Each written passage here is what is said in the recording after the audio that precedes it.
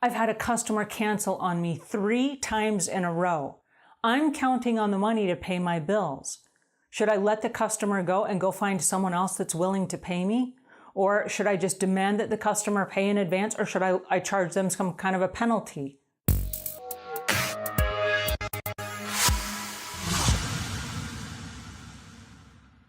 Hi there, I'm Angela Brown, and this is Ask a House Cleaner. This is a show where you get to ask a house cleaning question.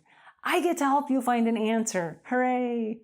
Okay, so today's question comes from a girl who is a really great maid, and she keeps showing up to this customer's house, and the customer has canceled on her 3 times in a row. And she's totally perplexed. She doesn't know why, and she wants to know, she's counting on the money to pay her bills. She wants to know, should I fire this customer and go find another customer that's willing to pay me? Or should I charge them a fee for canceling on me at the last minute? Or what should I do? From the very beginning, you need to set up your rules and regulations as a business owner. So on your initial walkthrough, when you're walking through with a customer, this is a chance for you to say, oh, by the way, I have a cancellation policy. Here's how it works. And then go into the reasons why you have your cancellation policy and what the penalties are if in fact you have some when someone cancels on you. Now, I've always had a cancellation policy that does not charge them if they are sick. Because I don't want to get sick. I don't want to show up to someone's house if they're sick, because that takes me out of work for however long that I'm sick. So if they are sick, there is no penalty. Okay? And if I have to call them and I'm sick, I don't want them to make me give them money back or whatever. Okay, so having said that, set your policies early on. And I say early on, like on that initial walkthrough. Let them know right up front, if you schedule my time and you cancel, it's going to cost you X amount of dollars. Within a 24-hour period, a lot of house cleaners will charge a 50% non-refundable deposit for that cleaning, because they are unable to rebook that time. There are house cleaners that are really fortunate. They're very good at what they do, and they have a waiting list. And your waiting list consists of all of your one-time customers, somebody that I just need one house cleaning, I don't need a regular cleaner. Great! After they've seen your work, after they know you, they love the work that you did, and they're so pleased with the one-off that you did, just say, hey, listen, do you want me to put you on a waiting list? In the event that I ever have a cancellation, I'll give you a heads up. And if you need a cleaning at that time, you can say yes, or you can say no. A lot of people say, yeah, put me on that list. There's no obligation, okay? But within moments of somebody canceling on you, you've got a list of people that are on that one-off list. One of them will probably say, yeah, come on over in the morning. I totally could use some help. So if they've already vetted you, they've already had you over, they've already given you a try, it's a no-brainer, right? So if the money is what you need, and it is when you have a job and people are canceling on you, that takes money out of your pocket. So build a waiting list so that you can call those people on the fly and just say, hey, listen, I got an opening. Do you want it? Number 2 on my list of 6. When your customer keeps canceling on you, it's important to find out why. So you need to ask the customer, and you need to be empathetic. Find out what is the reason why you keep canceling on me. There are a variety of reasons that are all valid reasons. And it could be anything from an elder parent that's in the hospital that needs care, and it's too much to try to have a house cleaner come and they have to stay at home and there are unknowns. It could be that they're going through a divorce right now and they flat out don't care if their house is clean. There are weird reasons why people cancel on you. And the more you understand and can put yourself in the customer's shoes, the more likely you are to keep the client and to avert them from keep canceling on you. Does that make sense? Okay. So the third thing is, if it's not them, there's a finger pointing back at you. So you need to find out, is it me? Is it something I did? Is it something I didn't do? Is it something I forgot to do? Have I become sloppy and so complacent in the years that I've worked for you that it's easier for you to cancel on me, have another cleaner come in from another company because you just don't have the heart to tell me that I've been fired? You need to know that.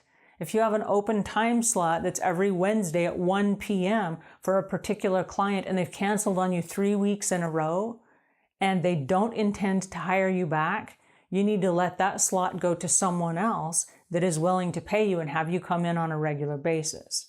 So the very first thing is set your cancellation policy early.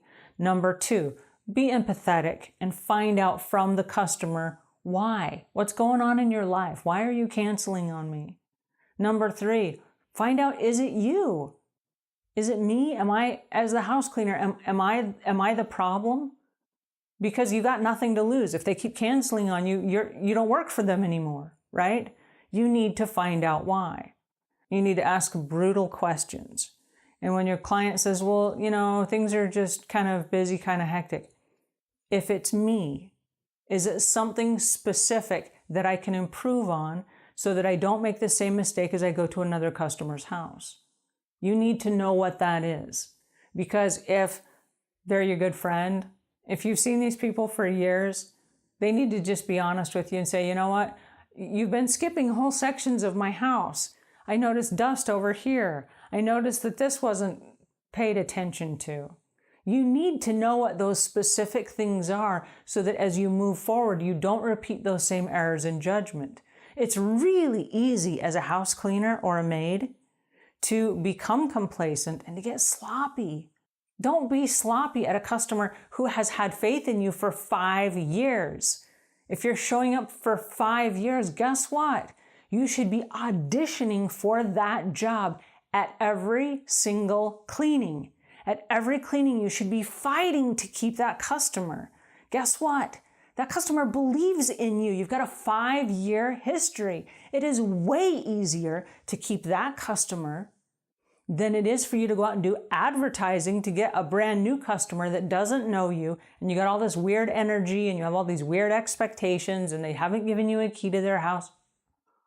Spend the time on the people that know, like, and trust you. Be honest and say, tell me why, what can I fix? And then do whatever it is you got to do to fix that. So the next item on my list is to be gracious. If someone is so kind as to give you some information about how you can improve, don't be defensive. This is not a time where the reason why I did this was because of such and such. No, don't do that. Be gracious. Say, oh my goodness, you're right. I didn't realize I was doing that. Thank you for bringing that to my attention. I will fix that. It's important to me that you shared your opinion. Thank you. I will fix that. And then do whatever it is you got to fix it. So be gracious and not defensive. Item number 5 on our list of 6 is offer to come when the client is gone. A lot of times people will be there when the house cleaner comes, but it's okay if they're not there when you come to clean. Sometimes that's actually preferred, right? So say, listen, you don't have to be there when I clean. I know my job and I can just go ahead and do my job. When you come home, the house will be clean. I don't even have to be in your way. If this is about your scheduling conflicts, I can clean when you're not there. And number 6 on my list of 6 is, if you have to, let the customer go.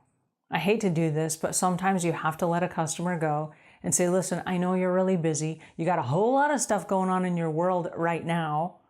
Now's not a good time, I guess, for us to be house cleaning. So I'll tell you what, I'll put you on my wait list. I will give your time slot to someone else. And in the event that I have another cancellation down the road, I will give you first right of refusal.